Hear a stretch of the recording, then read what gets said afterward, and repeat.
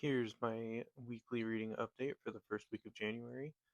This week I finished one book and I did DNF another and I started a third.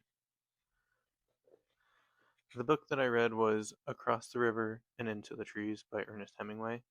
If you're familiar with Hemingway's work, typically it's usually some sort of war, romance, action-packed book or fighting bulls in Spain.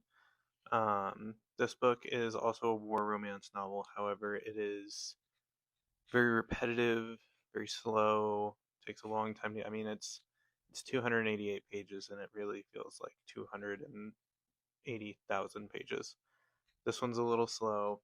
It is good, but if you're a fan of For Whom the Bells Toll, The Sun Also Rises, The Old Man and the Sea, all of those other books of his, I wouldn't recommend this one for you. I gave this one a 3 out of 5.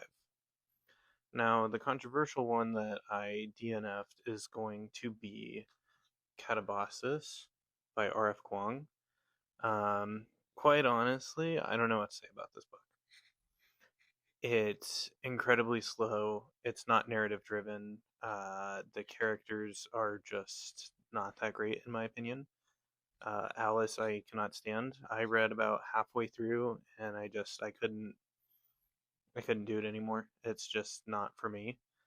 Um, there's also some characters that are written in just as uh, punching bags, which would be fine if it kind of held to R.F. Kuang's academic writing style, but it's almost just so bullyish that it's a little too much. Um, I will say I do like the idea and the premise of the book. I just think the way that it was written is just, it's not for me. It's very literary. I would say most of the book that I read is mainly just catching you up on mythology that you probably don't know about unless you're familiar with Dante. Um, but yeah, that one was just a DNF for me. It's not for me. I couldn't trudge through it. Let me know what your thoughts are on it.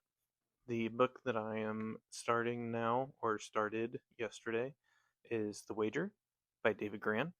I am really excited to read this book. He did write Killers of the Flower Moon, which I have heard is an amazing book. They also just made it into a movie, I believe.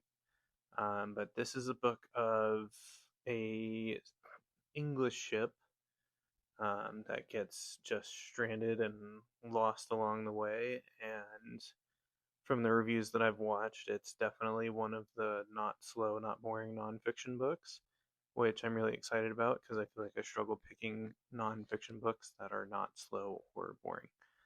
Uh, so that's my weekly reading wrap up. Let me know what you guys think.